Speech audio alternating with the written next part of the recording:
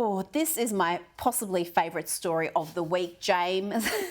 Gender activists want anthropologists to stop identifying human remains as male or female. Well, that's right. And I think it is not before time, because we really need to combat this horrible transphobia in the Neanderthal community.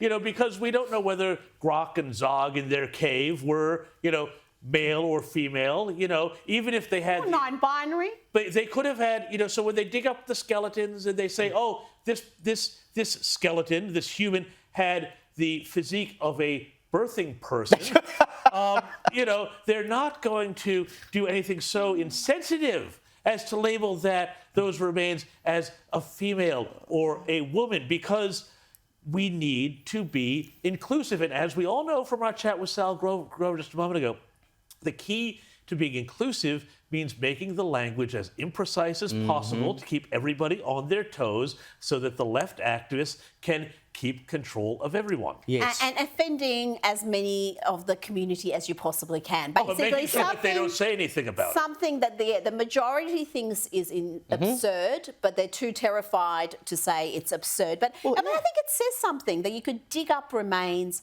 hundreds of years later and... Thousands. And experts can tell you that's a man, that's a woman.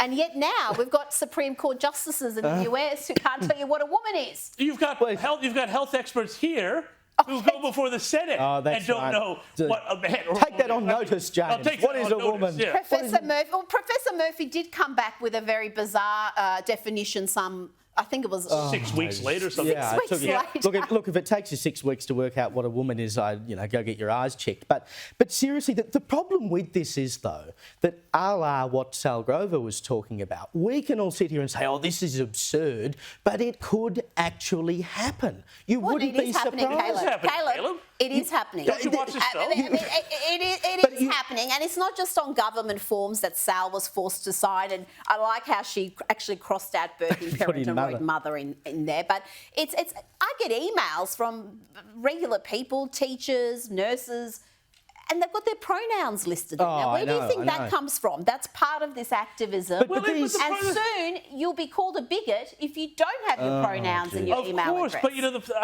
the thing that I never understand about pronouns. If you come up to me, Caleb, and say, "Hi, I'm Caleb. She, hers. I support Ukraine," or whatever is your, your pronouns are. In actual conversation and in writing to you, I'm never actually going to use your pronoun. Of course not. That's not how English works. But it's not about that. It's about the virtue signal. submitting.